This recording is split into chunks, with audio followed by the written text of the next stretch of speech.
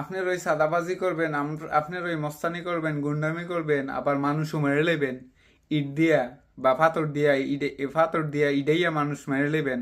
আবার কইবেন যে যে সে আমাদের দলের না, আমাদের কোনো দলের না, আমাদের দলের সাথে সে যে সম্পৃক্ত নাই। যখন সাদাবাজি করব তখন আপনাদের দলের সাথে সম্পৃক্ত আছে, যখন টাকার হিসাব দেব তখন সম্পৃক্ত আছে, যখন কোনো অকারেন্স করে নেব তখন আপনাদের সাথে কোনো সম্পৃক্ত নাই। এটা আবার কোন কথা? এখন আপনারা ইদায় নিতেছেন না কেরে? হ্যাঁ, আপনারা ক্ষমতা পাইলে এই করবেন এই করবেন, তখন সবকিছু ঠিক হয়ে যাবে। ক্ষমতার আগে দেখান না যে আপনারা এই একটা জিনিস কইরা। হ্যাঁ, আর সরকারও তো এরকম একটা আসুদাল্লা অবস্থা হয়ে রয়েছে।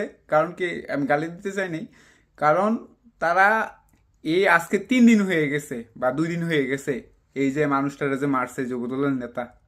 হ্যাঁ, চাঁদাবাজরে এখনো ধরে নাই। কেন ধরে নাই? এই খুনিরে কেন ধরে নাই? তারে তারে দৈরা সাইরা সম্মুখে ফাঁসি দেওয়া উচিত। হ্যাঁ, যদি না পারুক সাইরা দিয়াই ফুরুক, সমস্যা কি? তাড়াতাড়ি নির্বাচন দিয়া দেন, পিআর পদ্ধতিতে নির্বাচন দিয়া দেন, তারপরে দেখা যাক।